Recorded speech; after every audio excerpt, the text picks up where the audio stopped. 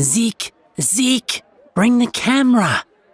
Michelle Baldwin shouted at her cameraman, but not too loud lest she spook crowd members who understood they were about to be filmed. "The duel's starting."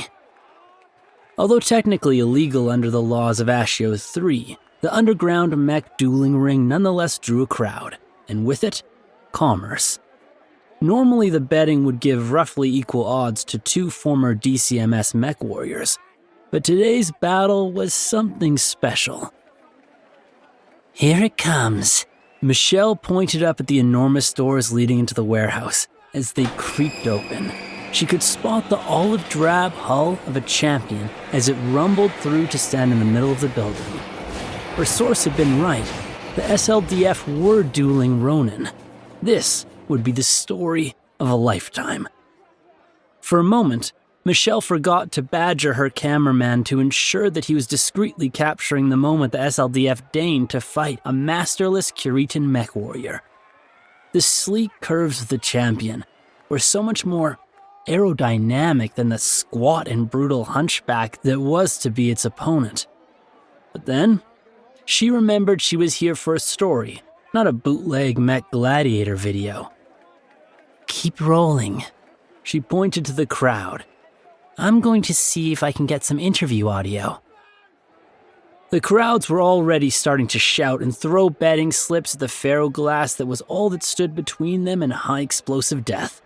Most understood that a direct hit would vaporize the bleachers, but the crowd was so confident in the abilities of the pilots who fought that they still came to watch the show. So far, no mass casualty events had been reported. Then again, there wasn't a lot of reporting going on at these events. That's why Michelle was there, after all. She sat down beside a man wearing a corporal's stripes on a jumpsuit with an SLDF patch on the shoulder. "Excuse me, sir, could I talk to you about today's match?" The man turned, a grizzled face, took one look at the microphone, and then waved dismissively. "Fine, but no names." "Thank you, sir." Michelle nodded, aware that the SLDF had forbidden participating in these honor duels. Whoever he was, he'd be court-martialed for just being inside the warehouse. "What can you tell me about the match?" The corporal shrugged. "Our guy has the advantage of speed, but I don't know if that's gonna matter much in this warehouse. The Ronin, he's got a big cannon and more armor." This surprised Michelle. "It sounds like the SLDF mech warrior is outmatched." "Yeah, well, the SLDF doesn't exactly like to advertise when they put their money on the wrong horse.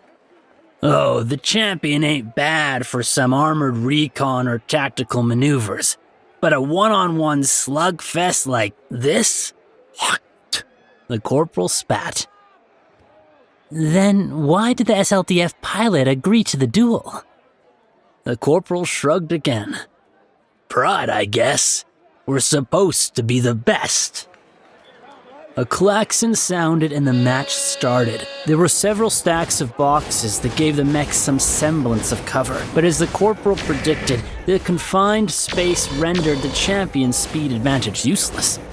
Several deafening booms from the hunchback's autocannon later, and the fight was over. The champion lay on its side, several smoking holes leaking fluid onto the ferrocrete foundation.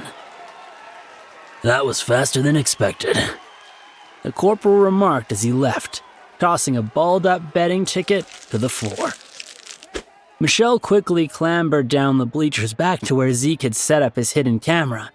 "Did you get it?" she asked excitedly. "I did, but..." Zeke turned to the camera to reveal several inches of shrapnel sticking out the side. "Thing saved my life." "Fuck!" Michelle's scream was cut off by a secondary detonation in the dead champion, hastening the retreat of every bystander still in the building. After over a century of resting on the laurels of the wildly successful Locust, Bergen Industries debuted the aspirationally named Champion in 2602.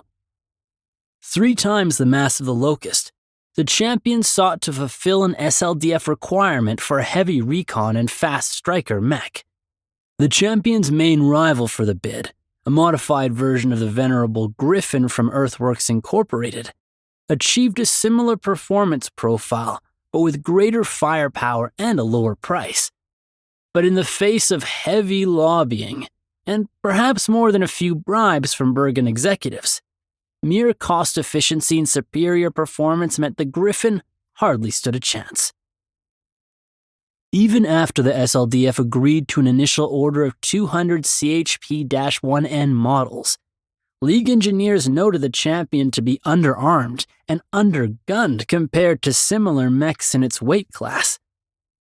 Despite these flaws, the Champion proved popular with SLDF mech warriors, especially during the First Hidden War. In 2650, the Star League High Council announced an arms restriction that limited the size of each member state's military. The Draconis Combine had long had the largest standing army of any great house, which meant many former mech warriors lost their livelihood after being discharged from the DCMS. However, as many of those same mech warriors were of noble blood and piloted mechs owned not by the Combine, but by their own families, these Ronin were free to find work as mercenaries, personal bodyguards, and in a few cases, gladiators, issuing challenges to other mech warriors in order to retain their fighting edge. For decades, the SLDF garrisons in the Combine stood above the constant fighting between Ronin. But in 2681, an SLDF mech warrior fought and lost to a former member of the DCMS. This began a long series of duels, where the SLDF consistently lost, often resulting in the deaths of their pilots. Restoring the pride of the SLDF was secondary to preserving the lives of its mech warriors, as the SLDF quietly enacted the Advanced Combat and Maneuvering Skills Project in 2682, better known as the Gunslinger Program, of which many graduated pilots sat in Champions. Even after their advanced training program, these Champion pilots failed to achieve more than an even record during the First Hidden War. It was perhaps this generally lackluster performance that eventually saw the Champions sold to member states where their numbers would dwindle following the destruction of Bergen's factories on New Earth during the Ameris Civil War. Initially, the CHP-1N came armed with an advanced Artemis IV fire control system, guiding an SRM-6, and an LB-10X autocannon backed up by 2 medium and 2 small lasers.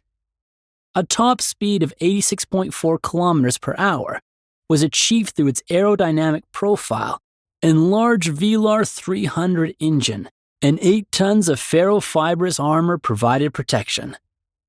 However, the CHP-2N would forego the Artemis IV and LB-10X in favor of a regular SRM-6 and 10 class autocannon, as those components became lost tech during the Succession Wars. It would also lose access to ferrofibrous armor, further reducing its protection. During the height of the Star League, however, several Champion refits were made available. The CHP-1N2 was a common modification that swapped the 10 single heat sinks for doubles, and the CHP-1NB, produced for the SLDF's Royal Regiments, replaced the mech's entire armament with a Gauss rifle and an ERPPC. There was even an attempt by Bergen to convert the aerodynamic Champion into a land-air mech, but problems with the conversion technology kept the Champion land-bound and the project was eventually scuttled.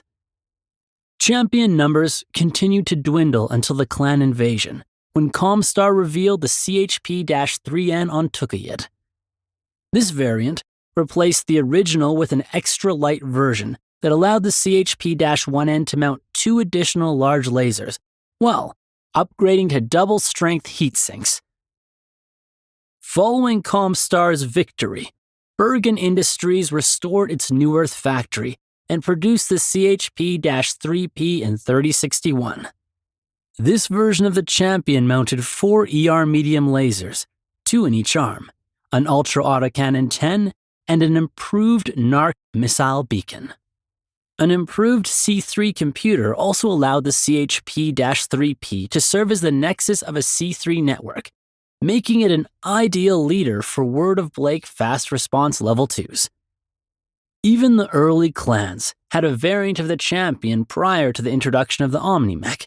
The Champion C, first built in 2867, upgraded the CHP-1N to ClanTech standards, replaced the engine with an extra light version, and added 5 jump jets for added mobility. The medium lasers were replaced by medium pulse lasers, and 2 ER medium lasers and the small lasers were upgraded to small pulse lasers. Additional armor made the Champion C a formidable opponent, although it was quickly overshadowed as Omni-Mechs proliferated in the late 2800s. Today, the Champion is a footnote of history. The New Earth factory was once again destroyed during the Jihad, and no new champions have been produced since 3078. Any champions seen in the Il Clan era are either walking museum pieces or trophies taken from former Word of Blake zealots, although perhaps even a few true believers survive alongside their 60-ton machines.